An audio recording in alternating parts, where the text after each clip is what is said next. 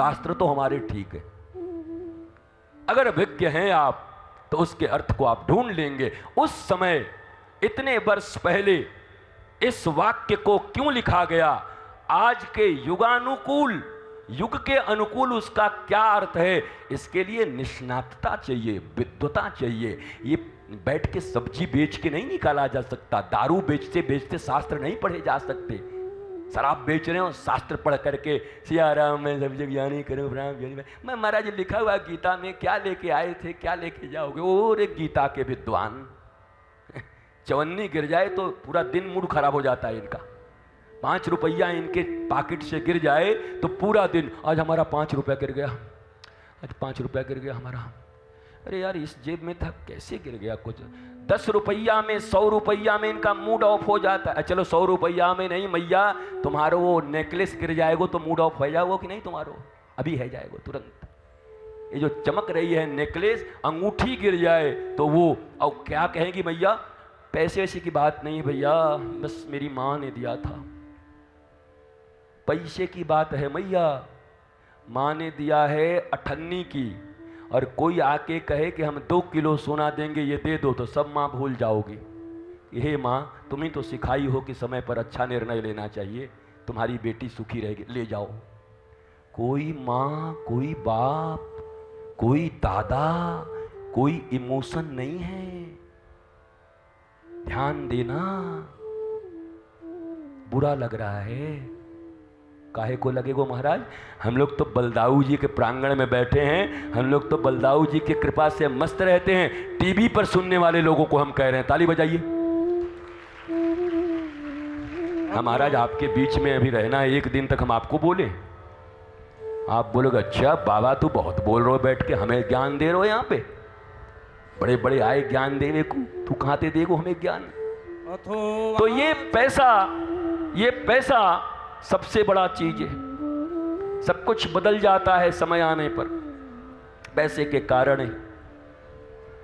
भारत की सेवा और सुरक्षा का जिम्मा लेके आते हैं 2% लोग, पता नहीं कब ISI एजेंट से मिल जाते हैं। बाद में पता चलता है भारत का सारा सुरक्षा का नक्शा वहां पड़ा हुआ है। Then how is it possible. आखिर उस राष्ट्र भक्ति को किसने तोड़ा, बाप बढ़ाना या तो फिर परिवार की सुरक्षा। तोड़ तो देते ही है ना, चक्र तो टूट ही जाता है ना। जीवन ऐसा ही है। ये सब कहने की बातें हैं कि हम तो सिद्धांतवादी हैं, हमारा तो ऐसा है, हमारा तो वैसा है, हमारा तो वो है। कुछ नहीं भैया, कुछ नहीं, कुछ लाभ होना चाहिए, बाकी सब सिद्धांत बना लिया जाएगा। और रामायण से बना लेंगे, गीता से बना लेंगे, श्लोक पढ़ लेंगे, एक पंडित से पूछ लेंगे, पंडित जी का श्लोक बताइए तो इसमें कोई श्लोक है कि नहीं, बता देंगे हाँ यहाँ पर ये लिखा हुआ है कि ऐसे समय में ऐसा करना चाहिए, तो आप बता देंगे। सत्यता का स्वीकार करने से आपका जीवन सहज होगा, आप आनंदित हो जाओगे। सत्य जानो और सत्य को जियो। झूठी अगर दुनिया लगती है तो हाँ जी करते रहो, पर उनके साथ झूठे बनो मत। तुम भीतर से सत्य के महाराज अवस्थान पे खड़े रहो। बाहर लोगों से मिलने जुलने के लिए जो कहना पड़े चले, कौन किससे लड़ाई करे, कौन झगड़ा। अभी आप इतने लोग हैं, अचानक सब लोग डंडा लेके खड़े हो जाए, बाबा बोलो राधा रानी की जय, तुरंत बोलो।